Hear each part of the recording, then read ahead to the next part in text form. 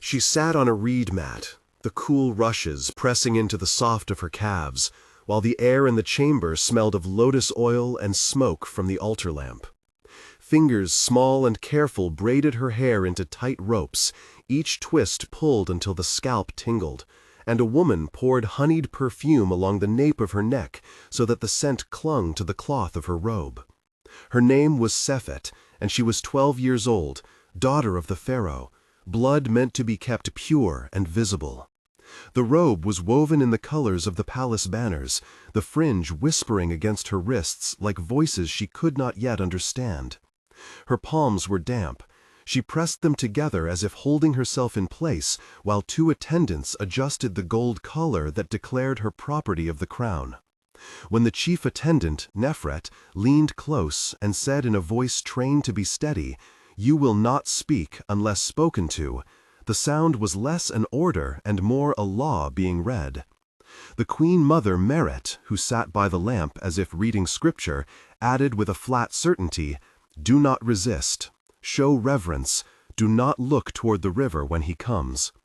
Sefet swallowed and nodded, a tiny animal trained to a signal. Around them the room hummed with ritual motions. Oil warmed on a bronze plate, a reed brush dipped in crushed malachite and traced dark lines under the child's eyes, a small silver bell rung to summon calm. The gestures had been practiced for generations. Comfort and coercion were braided like thread. This microscene is not an isolated cruelty hidden behind palace doors. It is a performance staged by institutions that gave it meaning. The palace rituals, the priestly seals, the law books, and the lists in the royal archives all turned private bodies into instruments of diplomacy and authority. In this episode, we will follow the threads from that reed mat to the council hall, from an oily lamp to the battlefield tent, and show how theology, bureaucracy, and military necessity intertwined to make daughters into tokens of state. We will name names, trace documents, and reconstruct conversations preserved in fragments of clay and in the reports of foreign envoys. If you want to understand how sacred language becomes permission to harm, subscribe now. The investigation you are about to hear will not settle for moral outrage alone. To understand why a pharaoh could treat his daughters as extensions of policy, we must go back to how he rose, and how the institutions around him normalized what he did. He was not a single monstrous person born fully formed. His reign was the result of lineage, crisis, and calculated alliances. He was Amenhotep of the 5th stone, son of a general named Bahri and a lesser wife whose name appears in tax records as Tia the steward. As a boy, he learned the language of command beside the river, listening to his father audition captains and counting supplies by the bark light. When the old king died without a clear heir, Amenhotep stepped forward, not with right only, but with a bargain. He promised stability and loot to the generals who feared nomadic incursions. He promised reduced tithes to temple estates that could spare priests to bless his coronation. He promised marriage ties to local chieftains in return for loyalty. Each bargain was a strand in a web. The coronation was theatrical and legal. The high priest Paheri performed the anointment and read out a decree that tied Amenhotep to the divine pharaonic lineage. The document invoked the right of the gods to place their representative on earth and named certain prerogatives for the crown, among them custody over certain female lines deemed sacrosanct. These clauses were not new, but the particular set Amenhotep demanded was precise. Daughters from principal wives would be maintained at the palace for ritually sanctioned unions and for use in diplomatic exchanges. In council, the generals and treasurers argued about costs. General Bahri, who had fought beside the pharaoh's father and who had his own sons to shore up the frontiers, asked that some daughters be promised to allied rulers in exchange for troops. The scribe Anu recorded the motion in a hand that later historians would cite as the origin of an institutional prerogative that turned family into state resource. Legal texts and temple hymns were then interpreted by a network of administrators and priests who had an interest in maintaining privilege. The theology said the pharaoh was the living image of a god and that his household must embody the cosmology of order on earth. The priests argued that purity of royal blood was not merely symbolic but cosmological. The reproduction of the line was tied to the fertility of the land. To deny the pharaoh control over his household was, in their language, to threaten Ma'at, the divine order. This sounded abstract until you read how it was implemented. Priests such as Pharaoh produced ritual manuals that described who could enter the inner sanctum, how female attendants were to be designated, and how marriages could be arranged in the name of alliances with neighboring polities. Their words became policy because they were written into decrees and enforced by palace eunuchs like Kem, who policed movement within the harem with the same devotion used to guard grain stores. Religious justifications were layered with practical arguments.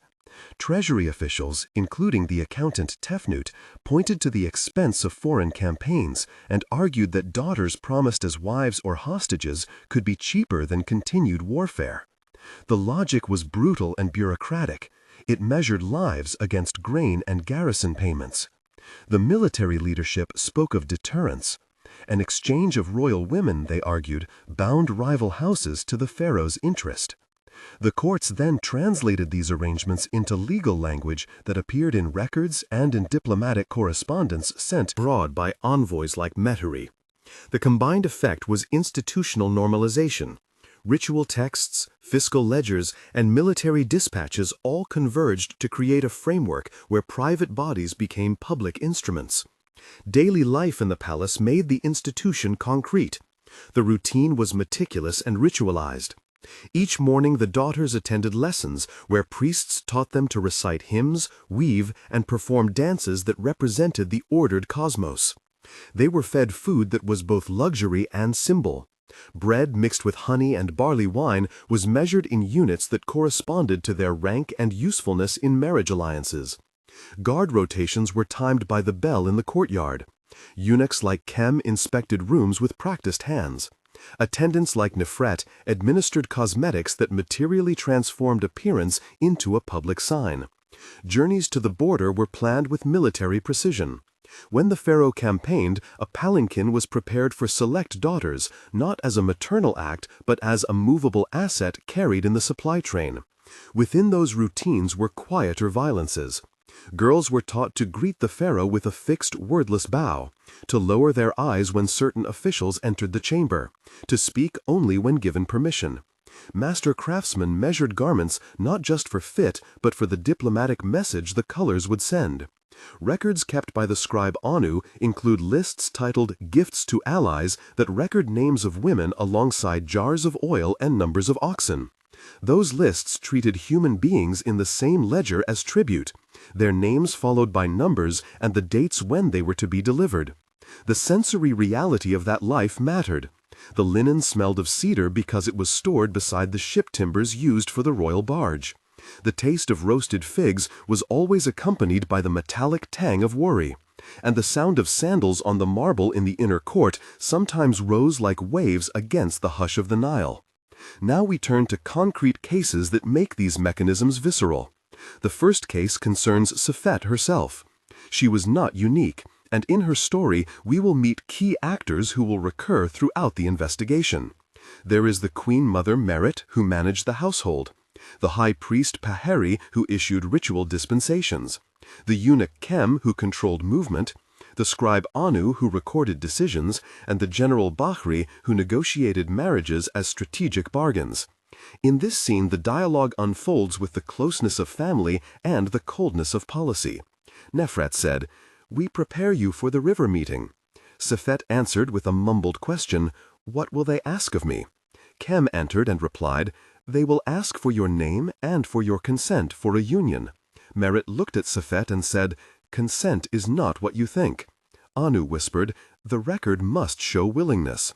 Sefet tried to speak again and found only a sound caught in the throat, like a bird folding its wings. This exchange is compact, but it reveals how language and ritual overlap to preclude genuine consent. The repeated insistence on forms that appear voluntary masks coercion enforced by the apparatus of the state.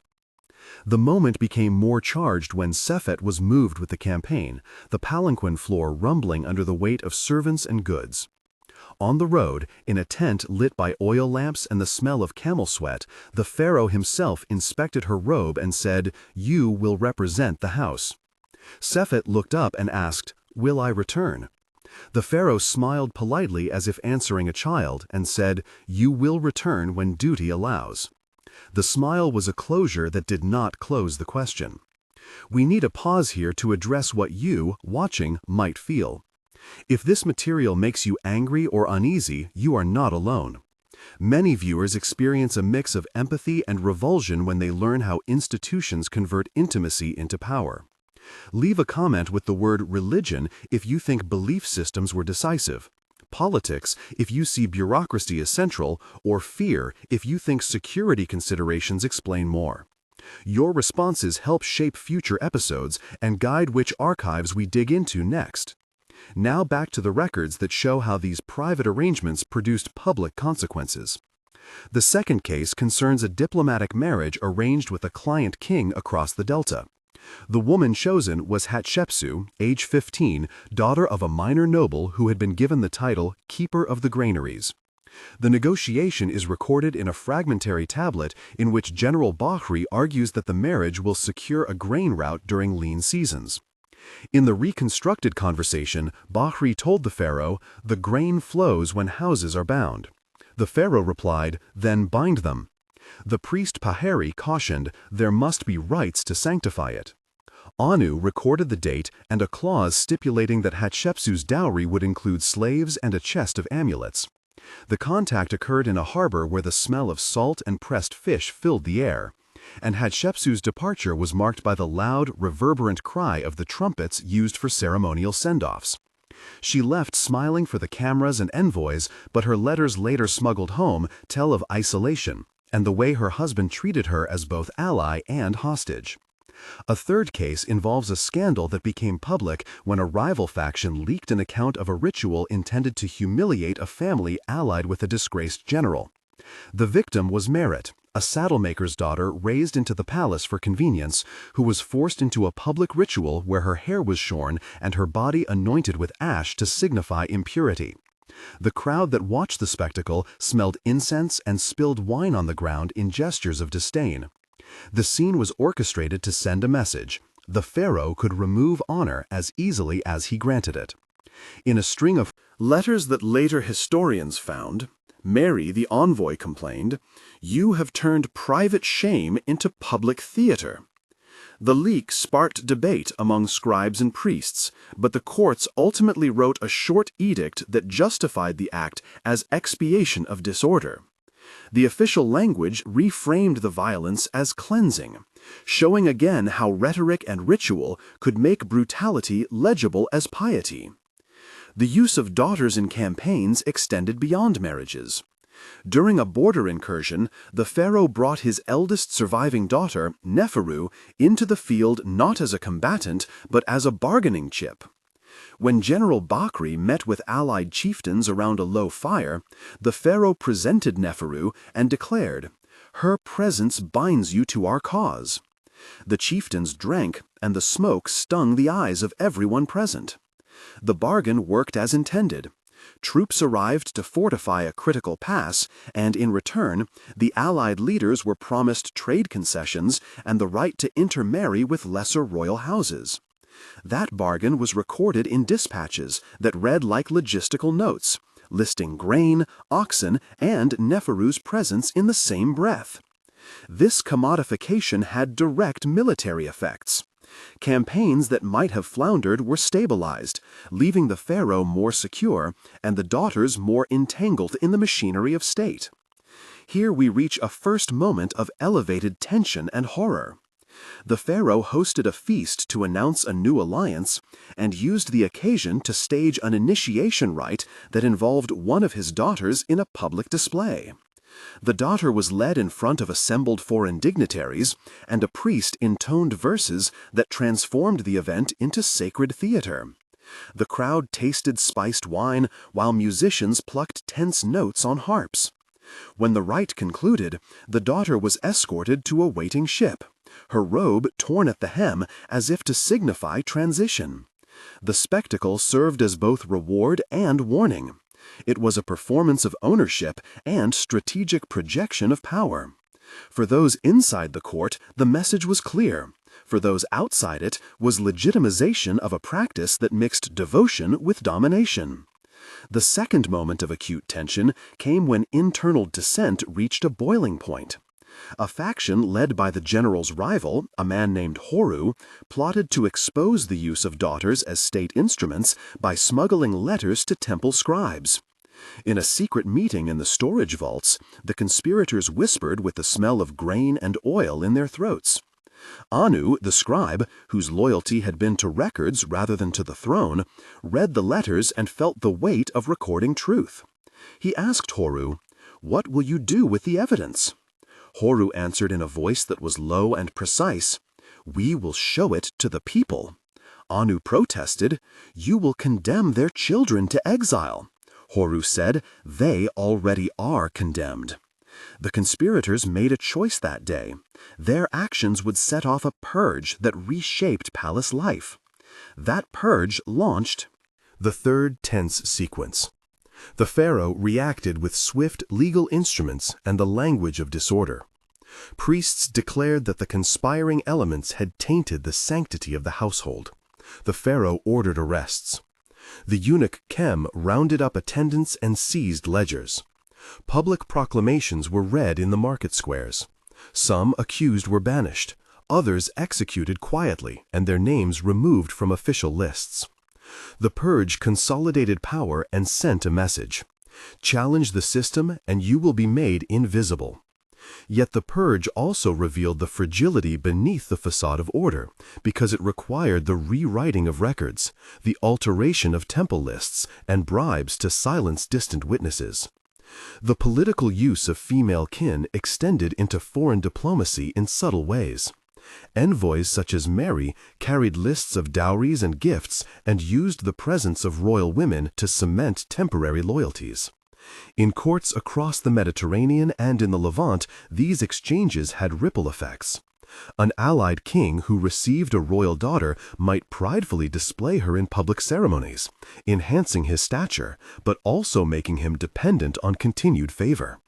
That dependency allowed the pharaoh to exert influence at a distance without direct occupation. The logistics were elaborate. Ships timed their departures to the inundation, caravans were provisioned with barley and salted fish, and the legal contracts drafted by Anu included clauses that bound the receiving house to certain military obligations. The system worked because it combined moral language about sacred lineage with practical incentives. Economic instruments subsidize the practice. Treasury ledgers show payments to households for maintenance of women in the palace. A chest of amulets, a quantity of cedar planks, a number of jars of oil, even specific counts of cloth were allocated. Tefnut, the accountant, balked at some entries, noting in a margin that costs were rising during a poor harvest. Still, the pharaoh pushed forward. He argued that the long-term costs of securing borders and trade were worth the immediate expense.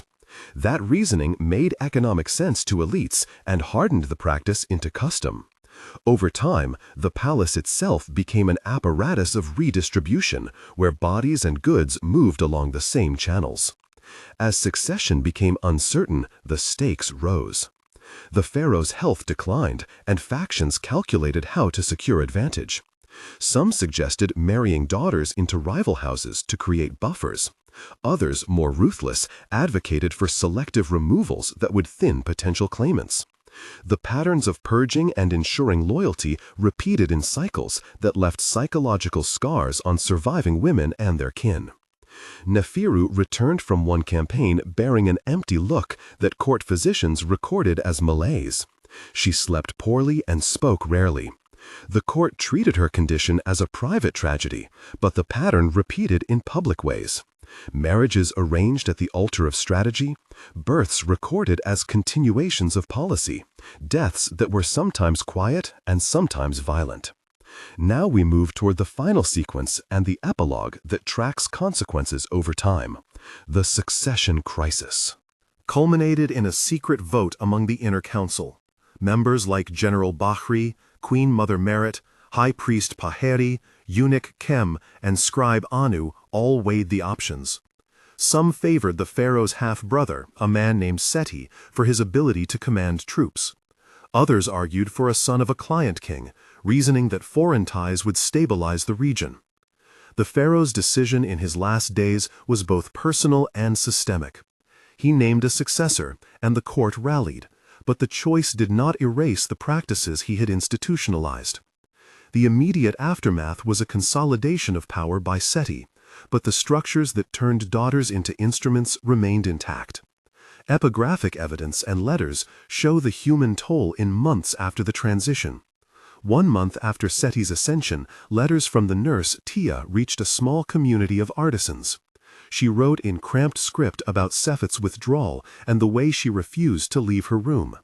Sefet had begun to hum old nursery songs under her breath, a sign to some and a symptom to others.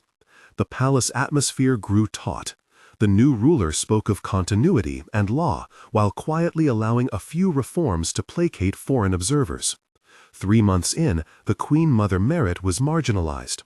Her influence dwindled as Seti installed loyal housekeepers and removed key eunuchs from positions of trust. A public statement praised Merit for her decades of service, but also announced that certain practices would be reviewed to align with what the council now called renewed order. The language was careful. It did not say what exactly would change. Women who had once been moved as gifts wondered if their names would ever be stricken from ledgers that treated them as exchangeable. 6 months after the succession, the longer-term effects became visible in the provinces. Farmers and craftspeople whose sons had been conscripted under promises of reciprocal marriage began to petition for relief when those marriages were stillborn or politically void. A minor uprising in a border town over grain allocations named the practice of arranging daughters as cause for their suffering. The new administration responded with mixed measures. Some records show increased payments to temples for propitiation, and a handful of public marriages that were framed as voluntary. Yet the deeper change required more than proclamations. The law books had been written to enable the crown's prerogatives, and they did not vanish with a pharaoh's death.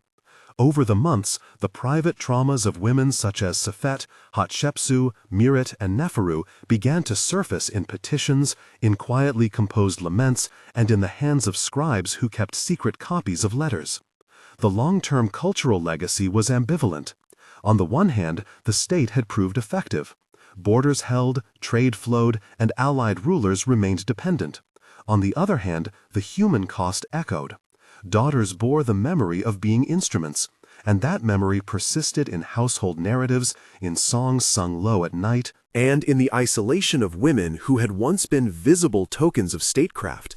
Priests who had argued for strict interpretations of ritual found themselves facing younger clerics who asked uncomfortable questions about consent and the place of the household under law. Some threads loosened. New legal petitions slowly expanded the category of who could appeal to the courts and under what grounds. Yet institutional inertia remained strong. In closing, recall the reed mat and the honeyed perfume that began this story.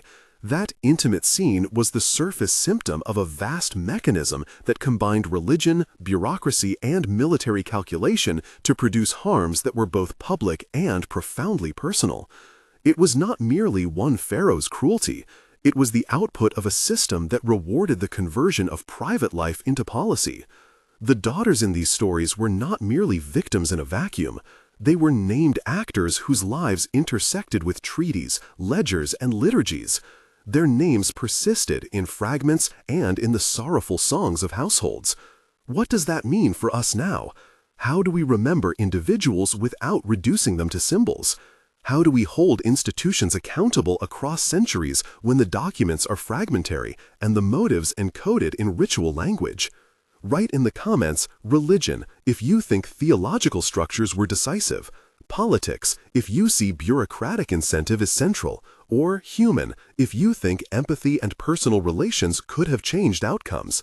Your perspective matters to the next episode, where we will dig into specific tablets, read the original phrasing of the decrees, and interview experts who have read the same lines we are reconstructing.